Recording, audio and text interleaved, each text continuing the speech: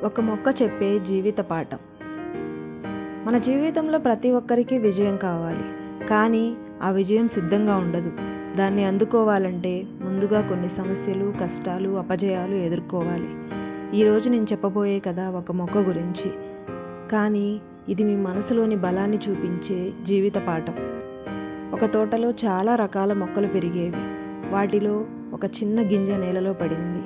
ఆ గింజ మనసులో అనుకుంది, నేను కూడా పెద్ద వృక్షంగా మారాలి, అందరూ నన్ను చూస్తూ ఆశ్చర్యపోవాలి అనుకుంది. కాలక్రమేణా ఆ గింజ మొలకెత్తింది, చిన్న పచ్చని ఆకులతో బయటకొచ్చింది. కానీ అప్పుడు మొదలైంది అసలు పరీక్ష. వానలు, ఈదురుగాలులు, ఎండలు అన్నీ దాన్ని వణికించాయి. ఒకరోజు గాలి తీవ్రంగా వీచింది. చిన్న మొలక భయపడి విలవిల్లాడింది. ఇంత బలం నాకు లేదు, ఎందుకు నేను పెరగాలి అనుకుంది. వర్షం వచ్చినప్పుడు నీటిలో మునిగిపోయింది. ఎండ వచ్చినప్పుడు ఎండిపోయే స్థాయికి వచ్చింది. అయినా కానీ ఆ మొక్క అంచెలంచెలుగా ఎదుగుతుంది. వర్షాలు దాన్ని కడిగాయి, ఎండలు దాన్ని గట్టిగా చేశాయి, గాలులు దాని వేళ్ళను లోతుగా నేలలోకి నెట్టాయి. ఇవన్నీ దాని ఎదుగుదలకే మార్గం అయ్యాయి. 1 సంవత్సరం తర్వాత అది ఒక బలమైన చిన్న చెట్టులాగా మారింది. ఇప్పుడు పక్కన ఉన్న కొత్త మొలకలకు నీడనిస్తుంది, వాటిని రక్షిస్తుంది.